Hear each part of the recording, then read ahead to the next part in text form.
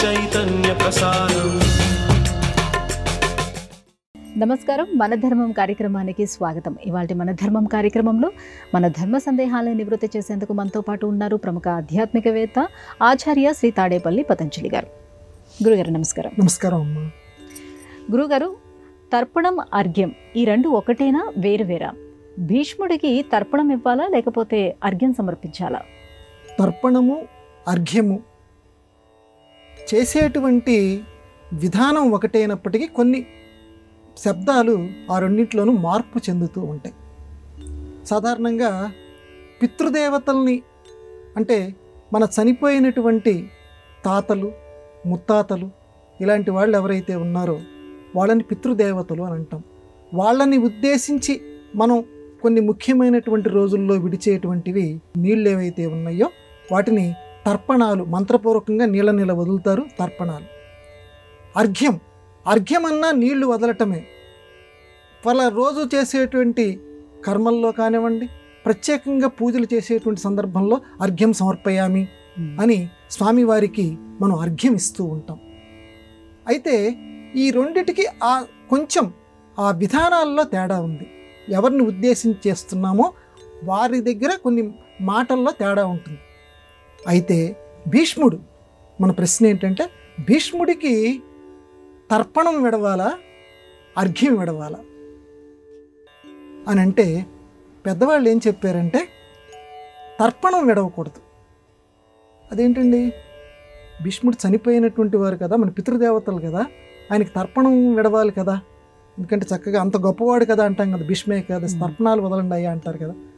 తర్పణం విడవద్దయ్యా, భీష్ముడికి అర్ఘ్యం విడవండి అన్నారు. ఎందుకని? అర్ఘ్యం అనేది ఇందాక మనం చెప్పుకున్నాం, అర్ఘ్యం అనేది పరమాత్మకి సంబంధించి మాత్రమే మనం అర్ఘ్యం సమర్పయామి అని అంటాం.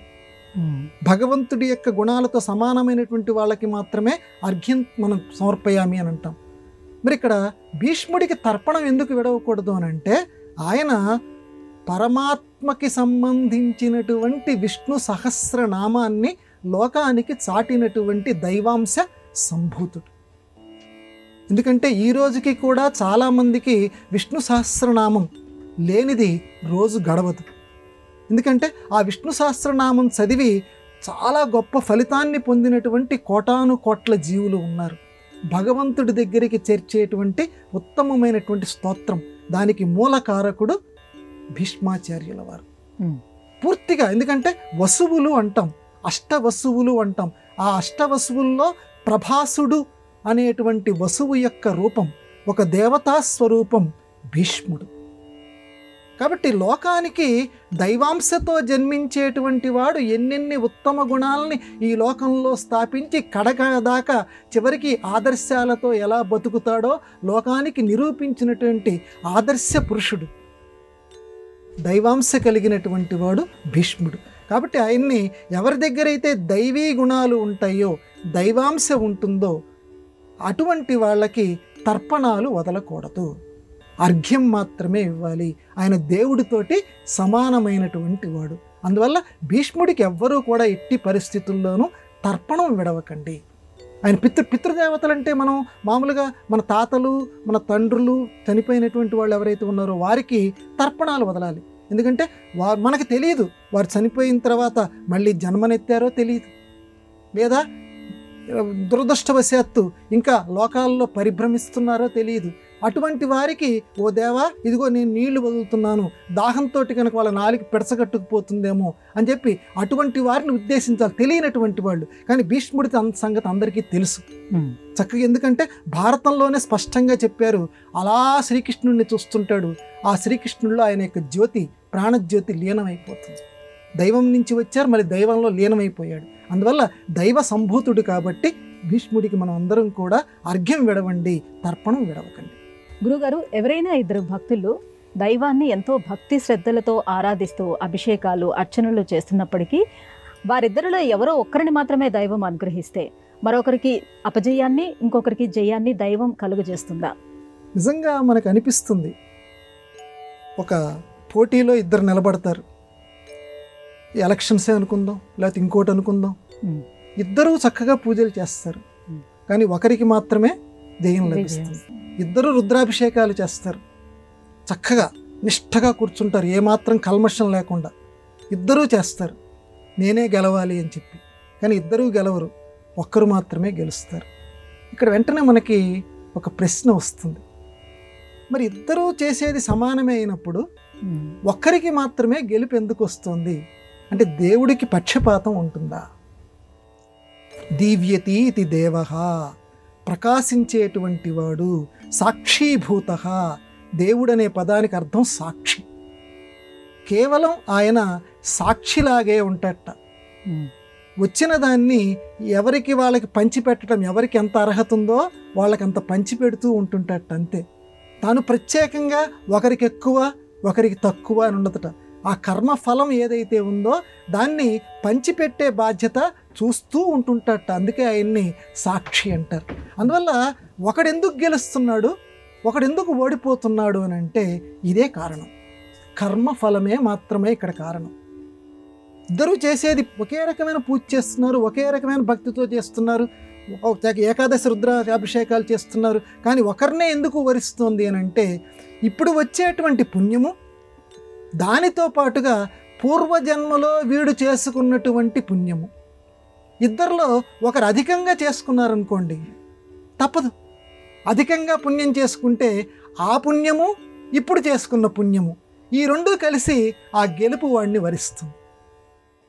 ఎవరైతే రెండో వాడు ఉన్నాడో వాడు కేవలం ఇప్పుడు మాత్రమే పుణ్యం చేసుకున్నాడు, వాడికి పూర్వజన్మలో పుణ్యం 0. అందువల్ల ఈ పూర్వజన్మలో పుణ్యం ఉన్నటువంటి వాడికి గెలుపు వస్తుంది. వీడు ఇప్పుడు పుణ్యం మాత్రమే చేసుకున్నాడు కాబట్టి వీడికి అపజయం వస్తుంది. కాబట్టి నిర్ణయం చేసేటువంటిది, నిర్ణయాధికారం, ఆ విధి అంటారు చూడండి, నా కర్మ ఫలితం అంటారు చూడండి, అది మాత్రమే నిర్ణయించగలదు వీళ్ళిద్దరిలో ఎవరికి గెలుపు రావాలో. మరి అలా అని చెప్పి మనం ఇంకెందుకండి మరి పూజలు చేయటం అంటే మనకు ప్రశ్న వస్తుంది. ఇక అంతా విధి నిర్ణయిస్తున్నప్పుడు, మన పూర్వజన్మలో ఏం చేసుకున్నామో ఆ ప్రకారమే అంతా జరుగుతూ ఉన్నప్పుడు మళ్ళీ ప్రత్యేకంగా రుద్రాభిషేకాలు ఏమిటి, ఇంకొక నమ్మక చమక పారాయణం ఏమిటి, ఇవన్నీ ఎందుకు చేయాలి, గెలుపు కోసం ఎందుకు చేయాలి, దైవ ప్రార్థనలు ఎందుకు చేయాలి అని అంటే ఇప్పుడు చేసుకుంటే మళ్ళీ పుణ్యం నీకు నీ బ్యాంకులో పడాలి కదా, ఖాతాలో పడాలి కదా. కాబట్టి ఆ ఖాతాలో పడాలి అంటే, పుణ్యం రావాలి అని అంటే అది ఇప్పుడు వెంటనే ఫలితం చూపించకపోవచ్చు. విత్తనం వేసిన వెంటనే ఆ మామిడి చెట్టు పైకి రాదు, దానికి కొన్ని సంవత్సరాలు పడుతుంది. కాబట్టి ఇప్పుడు చేసుకుంటే మళ్ళీ తర్వాత దానికి అనుగమిస్తుంది. అట్లాగే ఇప్పుడు గనక చేసుకుంటే పూర్వపు పాపాన్ని కొంత అది సంస్కరిస్తుంది. ఎవడు చూడొచ్చాడు, దేవుడు చూడొచ్చాడు. ఆ విషయం బాగా గుర్తుపెట్టుకోవాలి. అందువల్ల దేవుడి మీద నమ్మకంతో పూజలు మాత్రం మానకూడదు. పాపం కొంత తరిగిపోతుంది, పుణ్యం మళ్ళీ మన ఖాతాలోకి చేరుతూ ఉంటుంది. అందుకని దేవుణ్ణి నమ్ముకుంటూ ఉండాలి. పూర్వపు దాంతో కలుపుకొని మనకి వాడికంటే ఎక్కువగా ఉందంటే మనకు గెలుపు వస్తుంది, లేకపోతే అపజయం వస్తుంది. కాబట్టి దేవుడా అన్నీ నీవే, అన్నీ నీవే అనుకుంటూ కర్మ ఫలితాన్ని ఆశించకుండా, మళ్ళీ సనాతన ధర్మానికి పాఠ్యగ్రంథం అని నేను తరచూ చెప్తూ ఉంటాను. భగవద్గీత అందుకే మనందరికీ శిరోధార్యం. కర్మ ఫలితాన్ని ఆశించకుండా కర్మని చేస్తుండాలి. కర్మ అంటే అది పూజ కూడా కావచ్చు. పూజని మాత్రం మనం మానకూడదు, దైవ నింద మాత్రం మనం చేయకూడదు. పూజా కార్యక్రమాలు జరుపుతూ ఉండాలి, కర్మ ఫలితాన్ని మాత్రం ఆశించకు. మనకు రావాల్సిందా వచ్చి తీరుతుంది. ఇది గురుగారు, అన్న సంతర్పణ అంటే ఏమిటి? ఈ అన్న సంతర్పణ కేవలం మనుషులకే వర్తిస్తుందా? దీనికి ఉన్నటువంటి విస్తృత అర్థం ఏమిటి? పెదముక్తేవి లక్ష్మణ యతీంద్రులని మన మధ్య నడయాడినటువంటి ఒక గొప్ప ముని పొంగవులు. ఆయన చెప్పారు ఈ విషయం, అన్న సంతర్పణ గురించి అద్భుతమైనటువంటి వ్యాఖ్యానం చేశారు. సంతర్పణ అని అంటే తర్పణము సంతర్పణము దాదాపుగా సమానార్థకాలు. తర్పణం అని అంటే ఏంటమ్మా? ప్రీతి అని అర్థం. ప్రీతి పొందుట, పితృదేవతలకి ప్రీతి పొందించేటట్టుగా తర్పణాలు వదులుతాం. తర్పణం అంటే ప్రీతి. సంతర్పణము బాగా, తోషము సంతోషము. సమ్ అనేటువంటి ఆ అక్షరం గనక ముందు చేరితే బాగా అని అర్థం వస్తుంది. అన్న సంతర్పణము, అన్నంతో బాగా తృప్తి పొందించటం, దాన్ని అన్న సంతర్పణం అంటాం. సాధారణంగా మనం లోకంలో ఉన్నటువంటి నమ్మకం ఏంటంటే అన్న సంతర్పణం అంటే ఎవరైతే పేదవాళ్ళు ఉన్నారో వాళ్ళకి గనక మనం భోజనం పెడితే అన్నం పరబ్రహ్మేతి వ్యజనాత్, అన్నం పరబ్రహ్మ స్వరూపం కనుక ఆ తిండికి లేనటువంటి పేదవాళ్ళకి గనక మనం పెడితే చక్కగా భగవంతుడు మనల్ని ఆశీర్వచనం చేస్తాడు అని చాలామంది అన్నాన్ని దానం చేయటం అన్న సంతర్పణ అంటారు. కానీ ఇది ఒక భాగం మాత్రమే. అన్న సంతర్పణ అంటే చాలా విస్తృతమైనటువంటి అర్థం ఉంది. కేవలం భూతము అనేటువంటి పదానికి, ఈ భూతజాలం అంటే మానవులొక్కరే కాదు, చీమ కూడా అందులో ఒక భాగం, పాము అందులో ఒక భాగం, పక్షులు అందులో ఒక భాగం. కాబట్టి చుట్టూ జంతువులన్నీ అవి కూడా ఒక భాగం.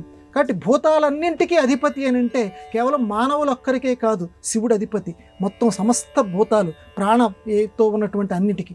కాబట్టి చీమలకి కూడా మనం సంతర్పణం చెయ్యాలి. అది ఆయన చెప్తున్నటువంటి విశిష్టార్థం. అన్న సంతర్పణ అంటే అది. చీమలకి అన్నం ఎలా పెడతామండి? ఏదో బెల్లం ఉంటుంది కదా, కొంచెం పెట్టు, సంతోషపడతాయి, ఆ భూతం సంతోషపడుతుంది. అట్లా ఏ జీవి ఏదైతే ఉందో ఇప్పుడు చూడండి, అందుకని బల్యన్నము అంటారు. ఇప్పటికీ దేవాలయాల్లో, విశిష్టమైన దేవాలయాల్లో మనం చూడొచ్చు. మీరు ఏ దేవాలయంకి వెళ్తే మీకు బలిపీఠము అని ఒకటి కనపడుతుంది. అక్కడ ఉన్నటువంటి పూజారి స్వామిని కనుక అడిగితే మీకు చెప్తారు, బలిపీఠం అని దేవుడికి ముందే. అంటే దేవుడు మనకి విశిష్టమైనటువంటి ఒక గుణాన్ని మనకు నేర్పడానికి దేవాలయాల్లో అటువంటి గొప్ప సంప్రదాయాన్ని నెలకొల్పారు. మనం రోజు భోజనం చేసేటప్పుడు కూడా ఒక ముద్ద నాది కాదని పక్కన పెట్టి ఆ ముద్దని ఏది ఎత్తైనటువంటి గోడ మీద పెడితే పక్షులు వచ్చి తింటాయి. అది అన్న సంతర్పణ. బలిపీఠం అంటే అది కూడా అంతే. ఆ నైవేద్యం తీసుకొచ్చి ఆ బలిపీఠం దగ్గర పెడతారు. పెడితే ఆ చుట్టూ ఉన్నటువంటి పక్షులన్నీ కూడా వాటిని స్వీకారం చేస్తాయి. కాబట్టి దేవుడు కూడా నేర్పుతున్నాడు మనకి, కేవలం నువ్వు ఒక్కడివే బతకటం కాదు, మానవులొక్కరికే నువ్వు అన్నం పెట్టడం కాదు. అలాగే కుక్కలు ఉన్నాయమ్మా, మన సంస్కృతి అందుకే అంత గొప్పది. కాలభైరవుడిగా వాటిని సందర్శనం చేస్తాం. చీపోక్ అని చెప్పి కొంతమంది దాన్ని కోపం వచ్చిన సందర్భంలో అన్నప్పటికీ అదే కుక్కని కాశీకి వెళ్ళొచ్చినటువంటి వాళ్ళు కాలభైరవ సంతర్పణ అని చెప్పి గారెలు వండి చక్కగా దాని మెళ్ళలో వేస్తారు. ఇప్పటికీ ఆచారం ఉంది కదమ్మా. అంటే అన్న సంతర్పణ అంటే గారెలు ఏదైతే మనం విశిష్టంగా ఏదైతే అనుకుంటున్నామో ఆ గారెల్ని ఆ కుక్కల యొక్క మెళ్ళలో వేసి వాటిని కాలభైరవుడికి నివేదనగా చేసి వాటిని పంచిపెడతారు. కాబట్టి ఈ రకంగా సృష్టిలో మన ప్రతి ఆచారం, మన సంస్కృతిలో ప్రతి ఆచారం కూడా అన్న సంతర్పణ చేయమంటోంది. కేవలం మానవులకే కాదు, సమస్త భూతాలకి. అందుకే మన సంస్కృతి అంత గొప్పది. లోకా సమస్తాః సమస్తాః సుఖినో భవంతు. సమస్తాః అంటే మానవాహ అని కాదు, సమస్త జీవజాలం అందరూ సుఖంగా ఉండాలని చెప్పి కోరేటువంటి విశిష్టమైన సంస్కృతికి మనందరం కూడా నమస్కారం చేద్దాం. గురుగారు, ఒట్టు తీసి గట్టి మీద పెట్టు అని అంటూ ఉంటారు. ఒట్టు, ప్రతిజ్ఞ, ఆనా అని తమ మీద విశ్వాసం కనబరుచుకోవడం కోసం ఒట్లు వేస్తూ ఉంటారు. అలాగే రామాయణంలో కూడా శ్రీరాముడు ఒట్టు వేశారు అని అంటారు. అది ఏ సందర్భంలో? మన తెలుగు సామెతల్లో మొత్తం మన సంస్కృతి అంతా ఉంటుంది. నిజంగా ఒట్టు ఒట్టురా అని ఇప్పటికి కూడా భాష మాట్లాడుతుంటారు. అట్లాగే తమకి ఇంక చేత కాలేదనుకోండి, ఏదైతే ఒక మాట అన్నారో ఆ మాటను నిలబెట్టుకోలేకపోతే ఒట్టు తీసి గట్టును పెట్టంటారు. గట్టును పెట్టడం అంటే ఏంటి? ఒట్టు అనేటువంటి దాంట్లో అప్పటిదాకా మునిగిపోయి ఉంటాము.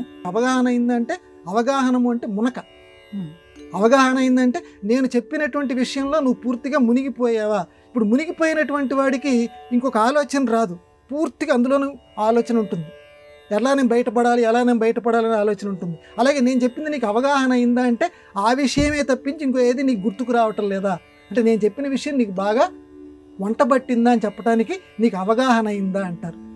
ఆ రకంగానే ఈ ఒట్టు, నేను ఇది చేస్తాను, సాయంత్రం వచ్చేప్పుడు తీసుకొస్తాను, నిజంగా ఒట్టు నమ్ము అని చెప్పి మళ్ళీ సాయంత్రం వచ్చేసరికి ఆ పని చేయకుండా వస్తే ఒట్టేసావు కదయ్యా తీసుకురాలేదు ఏంటంటే ఆ ఒట్టు తీసి గట్టును పెట్టి అంటే అందులో మునిగిపోలేదు, నాకు వేరే రకంగా ఆలోచనలు వచ్చినాయి, అది ఒక్క దాంట్లో నేను ఉండలేదని చెప్పడానికి ఒట్టు తీసి గట్టును పెట్టి అంటారు. సరే, మన ప్రస్తుత విషయంలోకి వస్తే శ్రీరామచంద్రుల వారు కూడా ఒట్టేశారు. మనకు అనిపిస్తుంది శ్రీరామచంద్రుల వారు దేవుడు కదండి, ధర్మస్వరూపుడు కదండి, అంతటి వాడు ఒట్లేయటం ఏమిటండి అని అంటే, లోకంలో మానవుడనేటువంటి వాడు ఎలా ప్రవర్తించాలి, ఉత్తమ పురుషుడు ఏ రకంగా ప్రవర్తించాలి, ఏ ఏ సందర్భాల్లో ఎలా మాట్లాడాలి, ఏ ఏ సందర్భాల్లో ఎలా నడుచుకోవాలి లోకానికి చెప్పటం కోసం శ్రీ మహావిష్ణువు శ్రీరామావతారం ఎత్తాడు. అందువల్ల కౌసల్యాదేవి దగ్గరికి శ్రీరామచంద్రమూర్తి అయోధ్యకాండలో వస్తాడు. వాల్మీకి రామాయణంలో ఉన్న ఘట్టం మీకు చెప్తున్నాను. ఏదైనా ఒక కార్యక్రమానికి వెళ్ళేటప్పుడు, ఇంటి నుంచి బయటికి వెళ్ళేటప్పుడు మన సంస్కృతిలో ఇంట్లో పెద్దవాళ్ళకి కాళ్ళకి నమస్కారం చేసి వెళ్ళమని చెప్తుంది. వాళ్ళకి నమస్కారం చేసి, అమ్మ నేను ఈ పని మీద వెళ్తున్నాను, నాకు విజయం చేకూర్చు అని చెప్పాలి. ఇక్కడ అడవులకు వెళ్తున్నాడు, అమ్మని చూడకుండా కొన్ని సంవత్సరాల పాటు ఉండాలి. ఇక్కడ శ్రీరాముడని తీసుకోకండి, శ్రీరాముడు అనేటువంటి మానవుడు. ఒక మానవుడు ఎలా ఉండాలో అంతవరకే మనం స్వీకారం చేయాలి. శ్రీరాముడు కౌసల్యాదేవి దగ్గరికి వెళ్ళాడు. అమ్మ, నాన్నగారు వాళ్ళ వరం ఇచ్చారట, ఆ వరప్రభావం చేత ఈ కైకేయీదేవి వరాలు అడిగింది, ఆ వరంతో నేను అడవులకు వెళ్తున్నాను, భరతుడికి రాజ్య పట్టాభిషేకం జరుగుతుంది, నువ్వు ఇక్కడే ఉండి చక్కగా ఆ భరతుడి యొక్క రాజ్య పరిపాలనలో ఉండమ్మా, నాన్నగారిని జాగ్రత్తగా చూసుకో, నేను బయలుదేరుతున్నాను, నన్ను నువ్వు ఆశీర్వదించు అని కాళ్ళకి నమస్కారం చేస్తాడు. వెళ్తున్నాడు కదా బయటికి. అంటే కౌసల్య పాపం కన్నపేగు కదండి, ఓర్చుకోలేకపోతుంది. నన్ను నువ్వు తీసుకెళ్ళు, నువ్వు లేని చోట నేను ఉండలేను, ఇలా ఏదేదో అంటుంది. అమ్మ, భర్తతోటే భార్య ఉండాలి అని అక్కడ కొన్ని మన సంస్కృతికి సంబంధించిన కొన్ని విశేషాలు రాముల వారు చెప్తాడు. నువ్వు రావటానికి వీల్లేదమ్మా, నాన్నగారు ఇక్కడే ఉన్నారు, నువ్వు ఇక్కడే ఉండాలి అని చెప్తాడు. ఇన్ని చెప్పినా కౌసల్య ఒప్పుకోదు. నేను నీతోటి రావాల్సిందే, లేకపోతే నువ్వు వెళ్ళొద్దు. ఎందుకంటే నాన్న చెప్పిన మాట వింటూ అడవికి వెళ్తున్నాను అన్నావు కదా, ఇప్పుడు తల్లి చెప్పిన మాట విను.